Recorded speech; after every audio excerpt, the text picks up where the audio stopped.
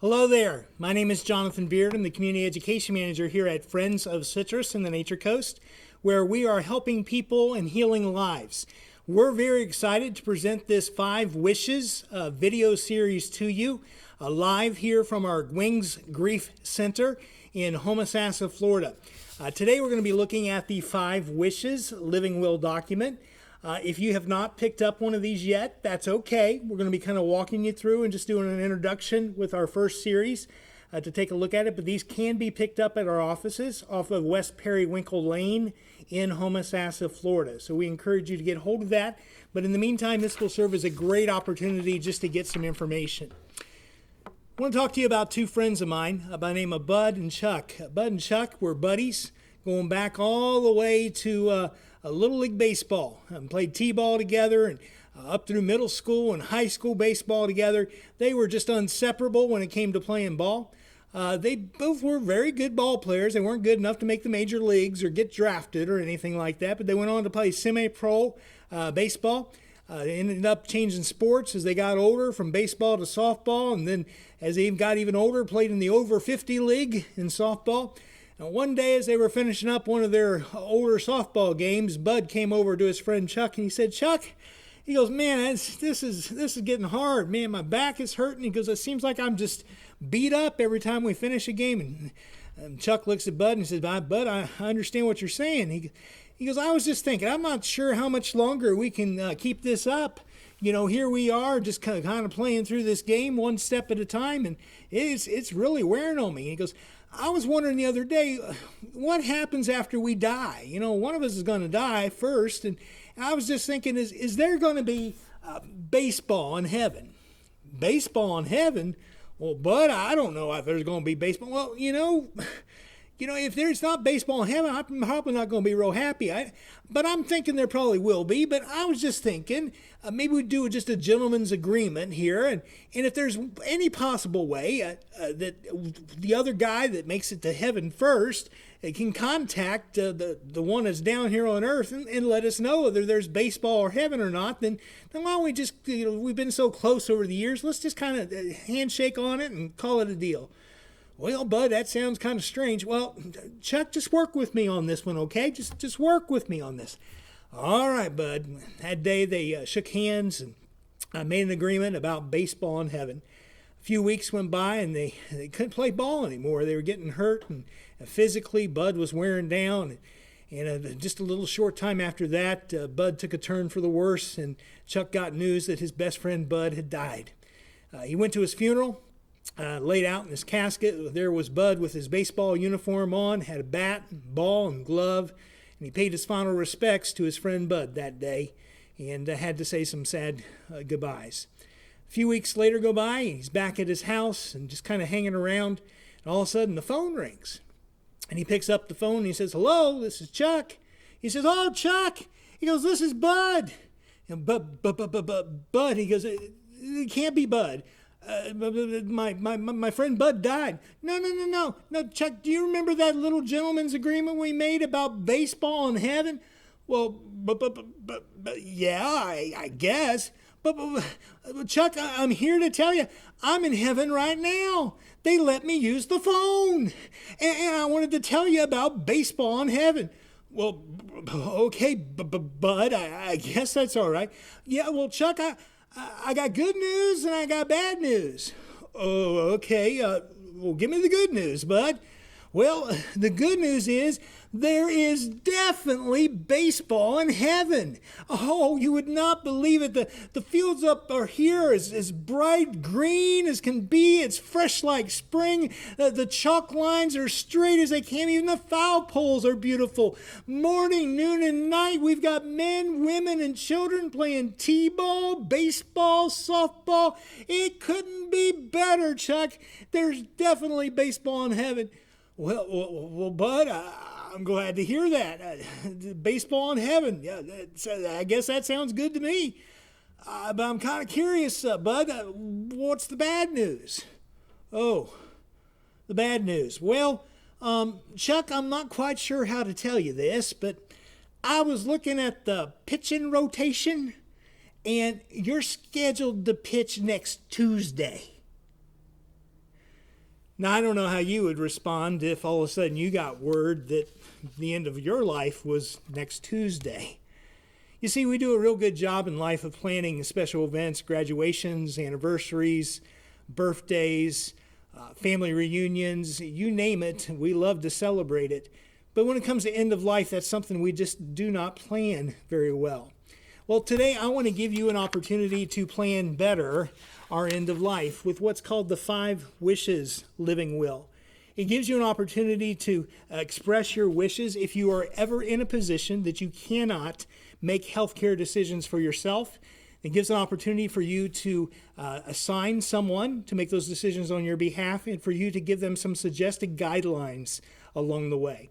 In this 5 Wishes document, there's several different wishes that we'll take a look at in the coming video series. Wish number 1, the person I want to make care decisions for me when I can't. Wish number 2, the kind of medical treatment I want or don't want.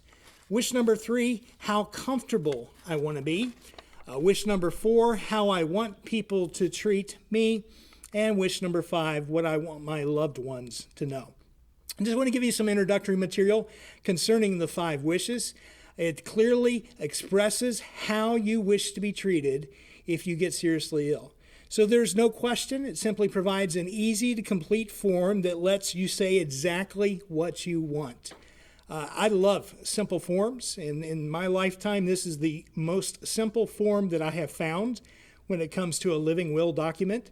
You just very simply just put down your wishes. You can cross things out. You can add things in. You can check a box here or there, and then all of a sudden it becomes a legal document in the state of Florida and perhaps your state as well. So the first question is, what is 5 Wishes? Well, it is the first living will with a heart, also referred to as an advanced directive that talks about personal, emotional, and spiritual needs as well as your medical wishes. Gives you the opportunity to clearly point out someone to make decisions on your behalf if you're unable to, and for you to give them some suggested guidelines as to the type of treatment options that you want or don't want. Put together by some of the leaders in our country and experts in healthcare, and can be a great support. As a matter of fact, it's very easy to do. Again, just to check a box, cross some stuff out, write some stuff in. You say, well, Jonathan, that doesn't sound like a legal document to me. I thought we had to dot the I's and cross the T's. And believe it or not, every state is very helpful in allowing you to make those decisions. In fact, some of you may have heard of Ted Williams. Ted Williams, an excellent baseball player through the years, lived right here in Citrus County, Florida, was very instrumental in forming Citrus Hills community. In fact, one day in the community there in Citrus Hills, while he was at Andre's, one of his favorite restaurants, he sat down with a family member and he wrote on a napkin what some of his end-of-life wishes were. And do you know that that napkin became a legal document in the state of Florida and helped to determine some of his end-of-life wishes? So if Ted Williams, or anybody else for that matter, can write on a napkin and that be considered a legal document, then don't feel bad about taking a 5 Wishes form and simply checking a box, crossing things out, or writing things in. So how can 5 Wishes help you and your family? Very clearly, it opens up the doors of communication with your family, gives you an opportunity to clearly express to them what your treatment desires are. If this should happen, I would want this to take place. If this should happen, I would like this to take place. They won't have to guess what you want. They won't have to look back and say, I wonder what mom wanted. I wonder what dad wanted. They can be very clear that they know that they have fulfilled your final wishes. 5 Wishes began with a gentleman by the name of Jim Toohey, who worked very closely with Mother Teresa in a hospice that she ran in Washington, D.C. He was inspired by his firsthand experience with her, and he sought a way for patients and families to plan ahead and to cope more effectively with their serious illness. Out of that time came the 5 Wishes, which has now been placed upon the CNN, NBC Today Show, Time, Money Magazine. It is available in over 29 languages and is considered to be the first living will with a heart and soul. So it's something that has spread across the world to 35 million different people. And we would like for you to be a part of that number, to be in a position to make your wishes clear. So who should use 5 wishes? Well, first of all, I want to make sure you're over the age of 18, okay, for this particular document. Now, interesting enough, agingwithdignity.org and 5wishes.org also have resources for children and teenagers in unique situations that can be helpful to them. But for the purpose of this document, you need to be over 18. Now, that's very interesting because there was a situation that happened right here in Florida several years back with a lady by the name of Terry Schiavo. Many of you are familiar with her case. Took place here in Pinellas County, Florida. She was in her early 20s when she was involved in a tragic accident, which left her in a persistent vegetative state. Unfortunately, she had not filled out a 5 wishes. So there was a he said, she said argument back and forth between her husband, who claimed that they had discussed this prior and that she did not want to live in a persistent vegetative state, and he desired just to let her go. And then her parents, who said that they had the discussion as well and that she wanted everything done possible to continue to fight and to try to remain alive and the treatment to the nth degree. Well, the court case went back and forth and eventually went to the governor's desk. Governor Jeb Bush at the time here in Florida then was able to resolve that with his decision. But that's something that, again, would have been prevented if she would have filled out a 5 wishes. So it's very important that we take some time to do that. I hope you never have to use the document, quite honestly. I hope that we all just die in our sleep and we don't have to worry about what could possibly happen. But in the day and the times in which we live now, you never know when we're going to hit some healthcare crisis or something may happen that can change circumstances in a heartbeat. So it's very wise to take the time to fill this out. We do have ongoing 5 Wishes workshops here at Friends of Citrus and the Nature Coast, so please be in touch with us as to when the next workshop is available, and we can discuss this further in person, or you can contact us by phone or through the internet and email as well. So as we take a look at this, there are many 5 Wishes states. In fact, almost every state across the nation has 5 Wishes legislated, including the District of Columbia. This has been put together by the American Bar Association's Commission on Law and Aging. It is a legal document in those states. A few states may not have it legalized yet, but that doesn't mean that they won't honor it. Each state has their own right to put out their own forms for advanced directives and the living will. But it doesn't mean you wouldn't just attach this form, the 5 Wishes form, to the state forms as well. You may have to take that extra step, but that will be something that will be helpful to you. Again, you will be under the laws of the state where you are being provided care. So just because you live in the state of Florida, if you travel on a regular basis and you end up in the hospital up in Minnesota, you're going to be under the laws of the state of Minnesota or anywhere in between. So keep that in mind as we take a look at that. You say, well, Jonathan, I've taken some time to look at this, and I think I've already filled one of these out. I've been to the hospital. They said, do you have an advanced directive? I wasn't quite sure what they were talking about. They passed me a piece of paper. I put my husband's name down. I put my son's name down as a healthcare agent. I can't remember which one.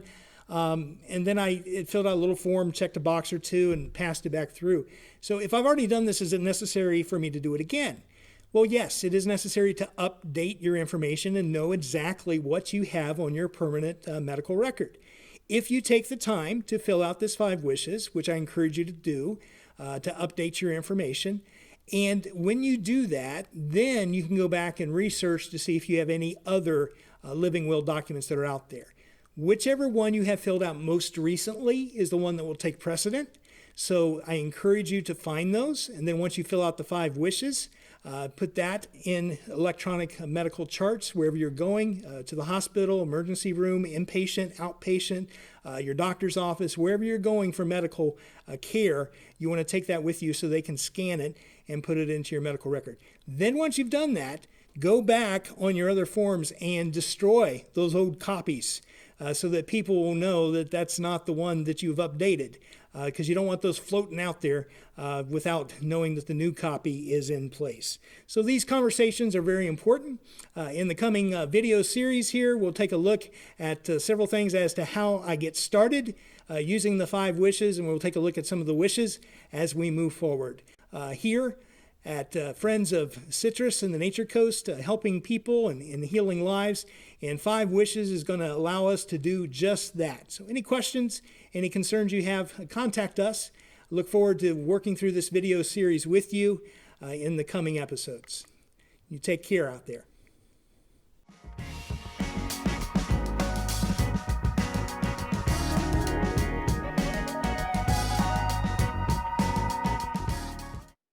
Hello, I'm Melissa. I'm the Executive Director of Friends of Citrus and the Nature Coast, where we provide help, hope, and healing to all those experiencing grief. Our programs serve people of all ages and stages that are in grief distress through in-person, online, and telephone support. Everyone needs a little help navigating loss and difficulties. We provide a lifeline of support for all those experiencing grief distress. Your support makes our important work possible. Our team is here for you, and we are working hard at providing grief resources.